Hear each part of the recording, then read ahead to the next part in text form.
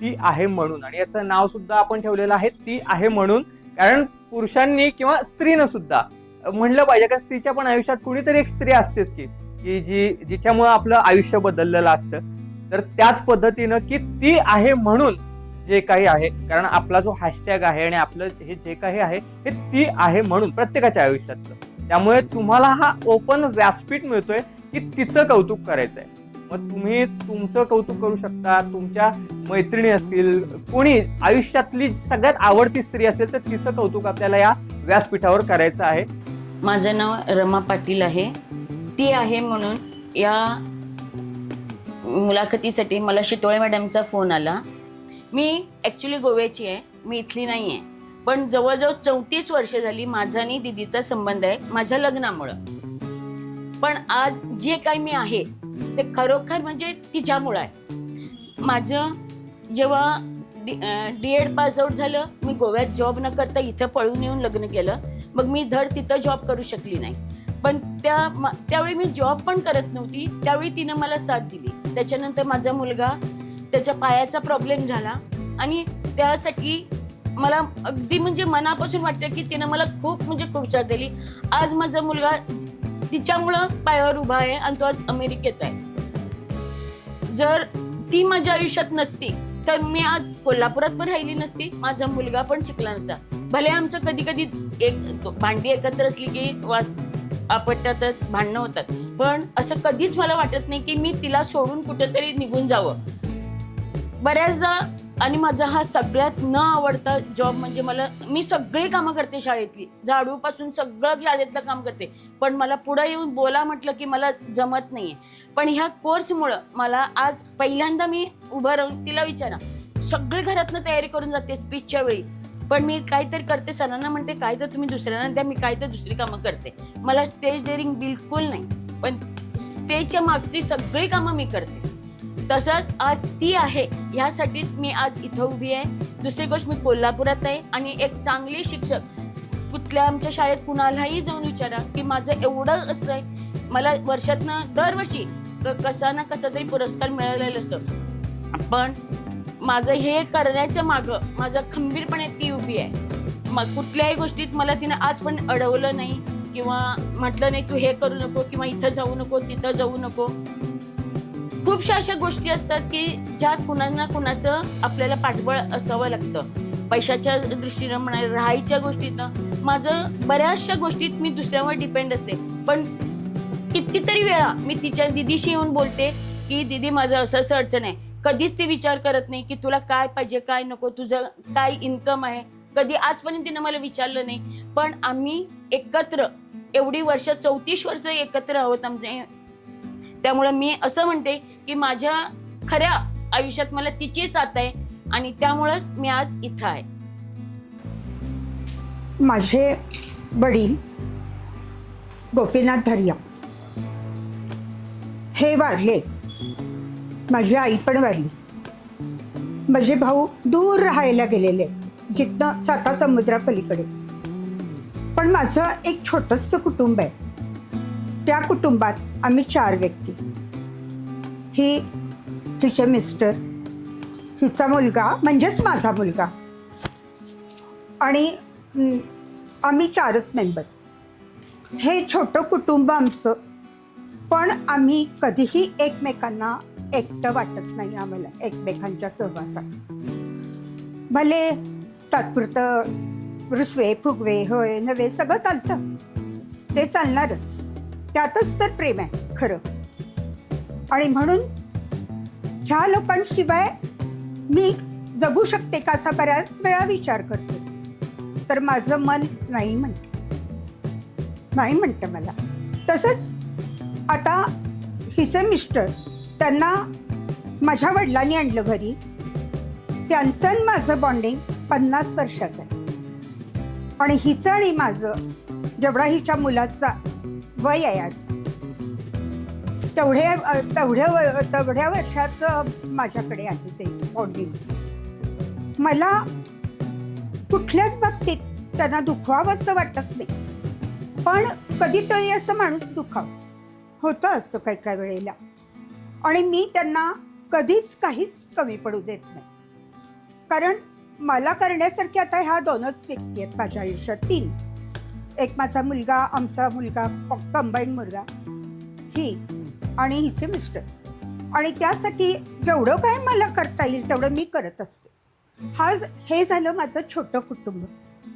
पण माझं मोठं कुटुंब पण आहे आणि त्यात सामावलेले माझ्या सगळ्या संगीतातल्या मैत्रिणी, मित्र, हे माझं मोठं कुटुंब आहे. त्यात माझ्या 2 ॲडमिन्स आहेत.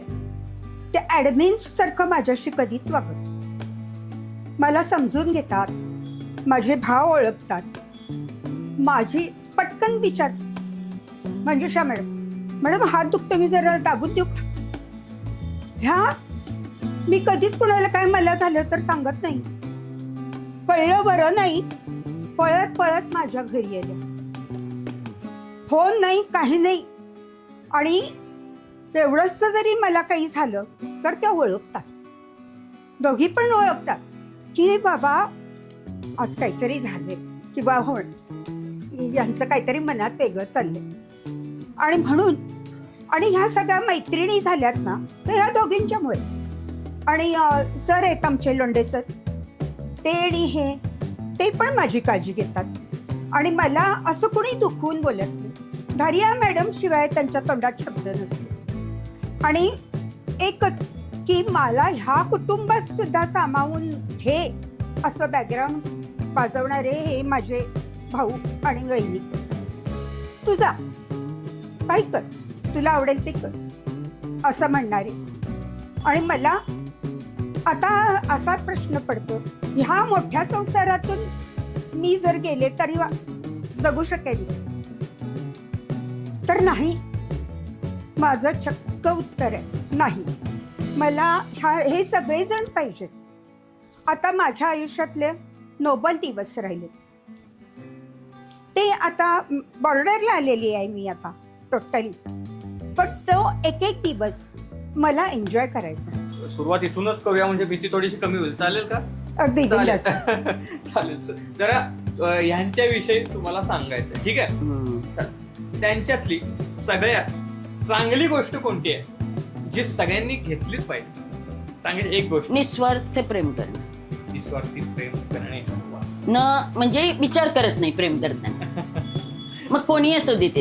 येस. अजून एक, त्या समजा रागावल्या, म्हणजे असं वाटत नाहीये पण त्या रागवल्यावर काय करतात? रागवल्यावर काय करतात? तुमच्याशी काय करतात? ओरडते. आणि आता सवय झाली आहे का, त्यामुळे तुम्हाला काय नाही वाटत? ठीक आहे. चालेल. सगळ्यात महत्वाचं, नेहमी म्हणजे रेग्युलर लाईफ मध्ये आता तुम्ही एवढी वर्ष ओळखताय, असं कोणतं वाक्य ते कायम एक वाक्य त्यांच्या तोंडात असतं म्हणजे असतं, असं कोणतं वाक्य आहे? आई भाई असं म्हणायचे. अच्छा, असं म्हणतात. ठीक आहे. परफेक्ट ओळखलेला आहे खरं तर 34 वर्षात. म्हणजे प्रश्न कमी पडतील पण एवढं बॉन्डिंग आहे यांचं. अजून एक, समजा त्यांच्यातली एक सवय बदलावीशी वाटते तुम्हाला तर कोणती बदला? मोबाईलचं टेन्शन घ्यायचं बंद करायचं. काय मोबाईलचं टेन्शन घेतात? तिलाही माहिती मलाही. ठीक आहे. हे बॉन्डिंग थोडस ठेवूया. अजून एक, ठीक आहे, आता सल्ला दिलेला आहे तुम्ही आणि जरा त्यांच्याकडे वळूया आपण. तिकडे त्यांना जरा जास्त माहिती असेल कदाचित. चालेल. मला सांगा, त्यांना बाहेर खायला काय आवडतं? सगळ्यात आवडता पदार्थ? मासे. अरे हा, बरोबर. ते रेसिपी बऱ्याच गोष्टी जाणून घेणार करते पण छान. हो का? मासे सुंदर करते. बेस्ट. खायला आवडेल आम्हाला नक्की. चालेल, या एकदा. हो. चालेल. मला सांगा, त्यांना शॉपिंगची आवड आहे का? खूप. बर. म्हणजे असं जर आम्ही ट्रिपला जायचं म्हटलं तर ती काय म्हणते माहितीये का, ते बघण्यात मला काही इंटरेस्ट नाही, मला शॉपिंग करायचं. बरं, अशा कोणत्या 3 गोष्टी घेतात ते शॉपिंग मध्ये घेतात म्हणजे घेतात, असं काय आहे का? अंगठी आणि शॉपिंग मध्ये घ्यायचं पर्स आणि नवीन स्टाईलचे चप्पल वेगळे घेतात. बापरे, फारच ऑब्झर्वेशन आहे बाबा मॅडमचं. ठीक आहे. एक तिचं एखादं मोठं स्वप्न कोणतं आहे? एक असं मोठं स्वप्न जे तिला अजून पूर्ण करायचं. तिला तिच्या मुलाच्या जीवावर असं काहीतरी करायचंय मोठं.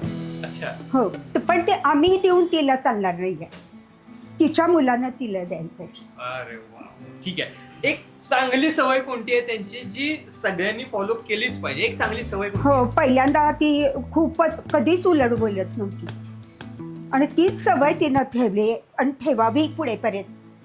आता अलीकडे ती बोलती उलट, पण ती तिला घातक आहे, नको तिने तसं करू नये. अरे वा, बरोबर आहे. आणि एक सल्ला द्यायचा आहे, एक सल्ला कोणता? सांगू? हा, नवऱ्यावर नितांत प्रेम कर. करावं का? मैत्री बघितली का यांची? मैत्रीचं बॉन्डिंग यांचं बघितलं का? मधल्या मध्ये माझं सँडविच झालेलं आहे, पण यांची मैत्री मात्र अशीच कायम राहिली पाहिजे. आणि खरंच सांगतो, म्हणजे दोघी पण वयाचा विचार न करता अजूनही तरुण आहेत आणि हेच त्यांचं तारुण्य. मी माझ्याकडून दोघींना पण चाललायचं तर असंच तरुण त्यांनी राहावं. आणि खूप दोघीही गोड आहात आणि पुन्हा एकदा एक गोड क्षण आपण जगणार आहोत वारणा श्रीखंड सोबत. ठीक आहे, एकमेकांना भरवायचा तुम्हाला, चालेल? हो, तुम्ही इतकं सुंदर हे शीर्षक दिले, ती आहे म्हणून दुनिया आहे. आणि असंच ह्या प्रसंगावर मी तुमचं अभिनंदन करते आणि तुम्ही जे काय आम्हाला इथं संधी दिली त्याबद्दल आम्ही तुला गुलाबाचं त्याबद्दल आम्ही तुमचे आभार मानतो दोघांचेही. दिला की काटे असतात माहिती आहे ना. आणि एकच आहे. चालेल. ठीक आहे, जरासं